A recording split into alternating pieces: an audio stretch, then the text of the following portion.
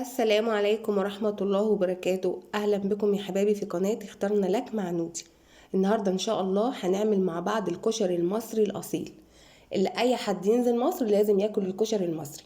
هو كله عبارة عن حاجات كلها بتتسلق وتتحط على بعض. طريقته بسيطة، خطواته بسيطة، بس طعمه بجد رهيب. أنا النهاردة إن شاء الله عملته بدقة الخل والثوم.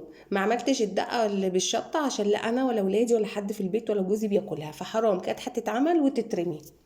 بصوا الطعامه، بصوا، يعني من الاكلات السريعه برضو الصيفيه اللي ما بتاخدش وقت كتير وحلوه بتتاكل. الاطفال والكبار بيحبوه بصراحه، انا عن نفسي بحبه وولادي كمان. بصوا الطعامه يا ولاد، بصوا، والرز مستوي مش معجن مع العدس ابو جبه اللي هو الاسمر. يعني بصي انت هتشوفي الخطوات بتاعته بسيطه. بصوا اتفضلوا معايا، يلا مع بعض نشوف هنعمل ايه ونشوف المقادير ونشوف الخطوات. اول حاجه هنا ان انت المفروض من بالليل بتحطي العدس ابو جبه او الاسمر ده في ميه من بالليل، وبتحطي حمص الشام في ميه برضو من بالليل. دلوقتي انا هسلق العدس وهسلق حمص الشام. بأول حاجة هتعمليها هتسلقي العدس عشان يبرد وحمص الشام. وده هنا حطيت زيت، الزيت ده كان من البصل اللي انا محمراه. يعني البصل انا هقولك دلوقتي انت هتحمري البصل فمش هتهدري الزيت اللي في البصل، هتستخدميه. اول حاجة هنا هنعمل الصوصة بتاعة الكشري. حطيت هنا 4 فصوص توم كبار، عايزه تحطي بصلايه كمان حطي، بس انا بحبه بالثوم اكتر. لو عايزه انت تحطي هتحطي بصلايه مع ال4 فصوص توم. يبقى لو انت عايزه بصل حطي بصلايه كبيره متقطعه مع 4 فصوص توم، انا بحبها بالثوم.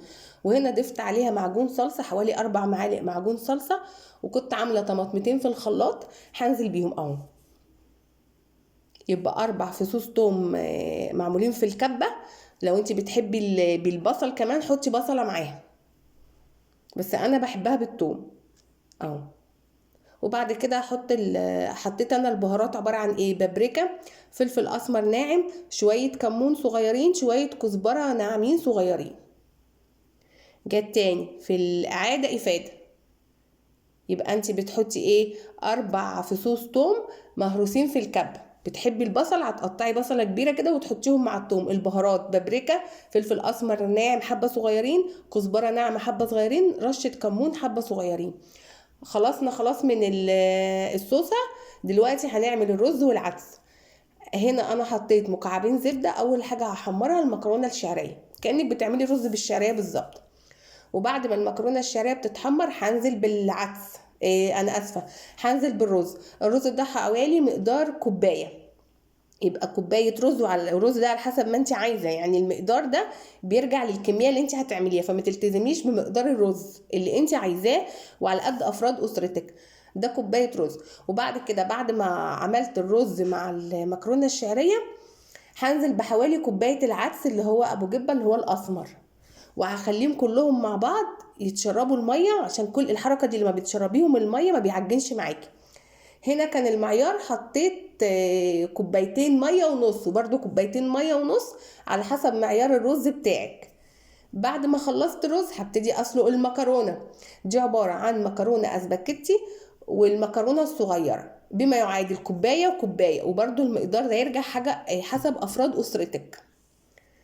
دي بقى المفروض كانت تيجي في الاول اللي هي خطوه تحمير البصل. عشان البصل يطلع معاكي كويس وناشف لازم الزيت يكون كتير، لازم تزودي الزيت. يعني تقولي بحط نشا بحط دقيق، لا، هي الاول بتخلي الزيت كتير وبعد كده بتنزلي بالبصل فبيتحمر معاكي، وبعد ما بيتحمر معاكي بتحطيه على منديل مطبخ وبتسيبيه يبرد وهو بينشف لوحده.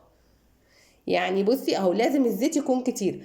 والزيت بتقولي ههدر زيت، لا مش هتهدري زيت، انت هتستخدميه في بقيه الحاجات التانية في تحمير البصل والثوم. وبعد كده بتصفيه وبتحطي الباقي في ازازه وبتستخدميه بقى في الطبيخ عندك بعد كده عادي.